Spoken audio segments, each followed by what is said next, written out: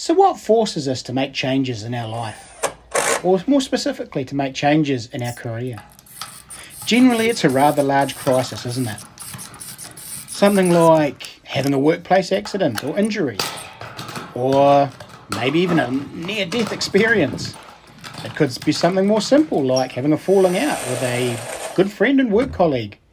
Or it could be suffering from depression and having thoughts of suicide.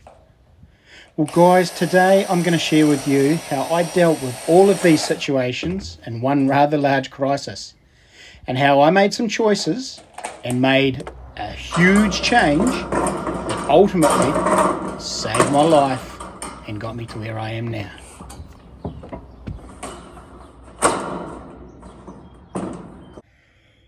How's it, boys and girls? Chrispy here, Chrispy's Kiwi Adventures.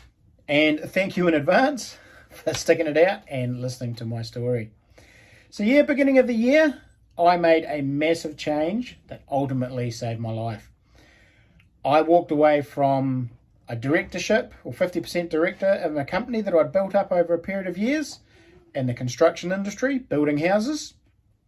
And I walked away and became a gutter monkey. a gutter monkey. So I went into installing fascia and gutter on new homes.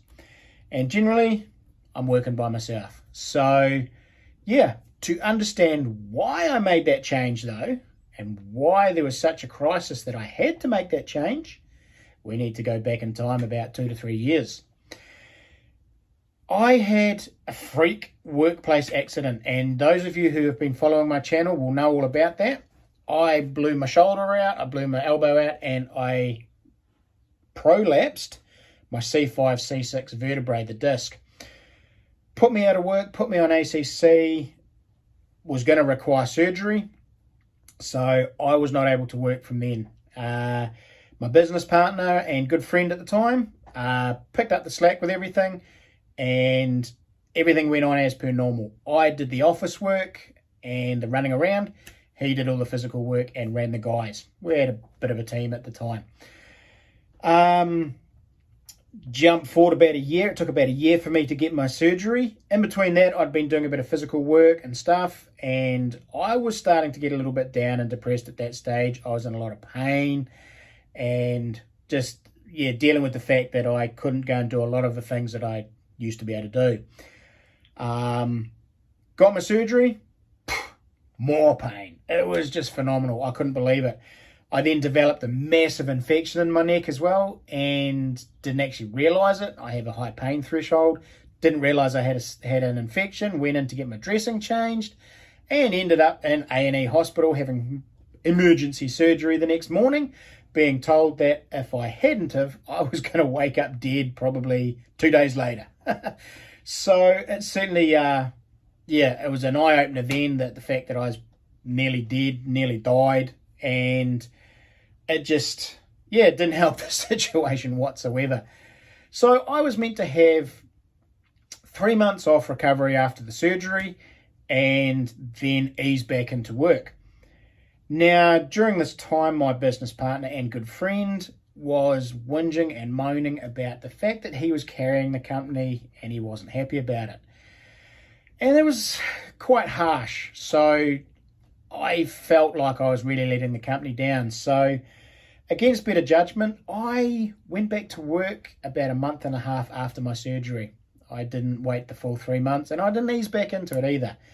I tried to ignore the pain, and I went back into it. I stuffed it up big time. I have done irreversible damage in my neck, and I will never get that full mobility back, and I will be in constant pain for the rest of my life. But I felt like it was what I had to do to keep my business partner and friend happy. Well, he kept whinging and moaning because I wasn't at 100%, and he still felt like he was carrying it. Between this and the pain and the not being able to do anything outside of work, I spiraled out of control and I lost it. I got depressed big time. I was in a very, very dark place, fighting and dealing with some pretty dark demons. And it got to the point where I was even contemplating having an accident, so to speak, to make sure that my family got my life insurance. Yes, folks, I was contemplating suicide. And very rarely, nearly. Yeah, we won't go there. But I understand, guys, if you say, but Chrispy, that is so cowardly and that is so spineless. And yes, I agree with you. Suicide is a very, very selfish act. And it leaves a wake of misery and destruction after the deed. But from someone who has been there on the ledge and been in that situation, all reasoning and logic is gone out the window when you're depressed and you're at that point. You're not thinking straight.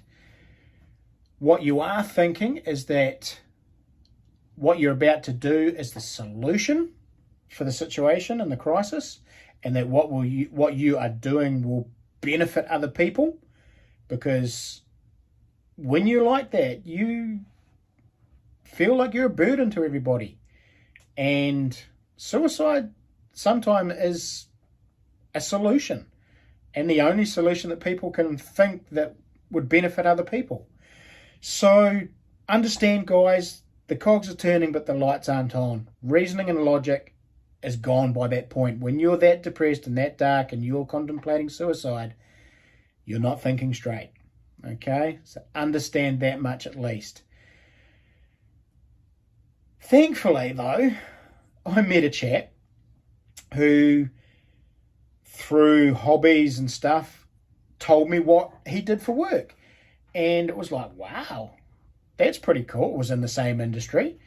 And he even offered to, he knew of my situation. He offered and said, hey, look, if you want to come and have a go, I'm happy to train you up.